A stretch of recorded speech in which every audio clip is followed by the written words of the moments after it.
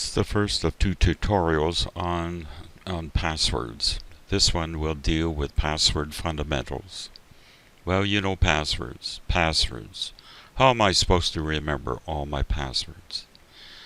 The purpose of these tutorials is to offer a strategy after learning some simple fundamentals that should allow you to have a quick way to remember all your passwords.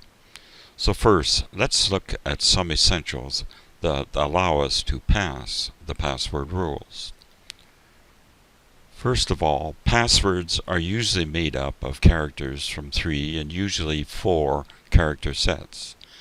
The first includes the uppercase alphabet, capital A to capital Z. The second refers to all the lowercase alphabet characters, that is small a to small z. A third category are the numerals 0 to 9 and combinations of such. And finally, special characters like at or exclamation point or the and symbol.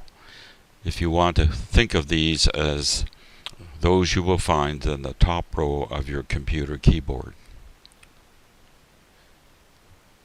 Passwords should all have at least 6 and usually up to 12 characters.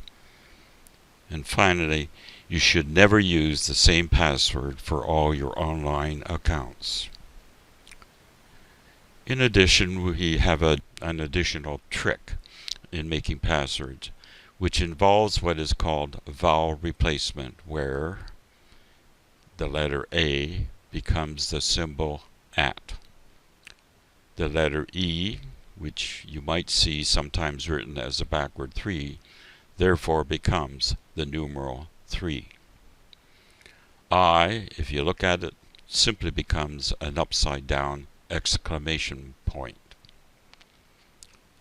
O simply becomes 0. And U, with some imagination, is an upside down reversed N, and therefore becomes an N.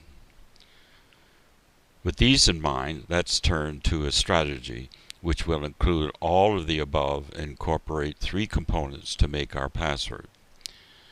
It involves having a seed word or phrase. It takes advantage of vowel replacement in the seed word, is inclusive of the 4 character sets outlined earlier, targets the 6 to 12 characters requirement, and is easily remembered, and is mindful of the specific online account you are logging into at the time.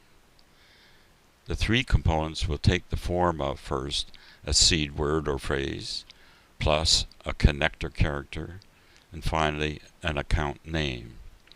And we will look at each of these components in the next tutorial.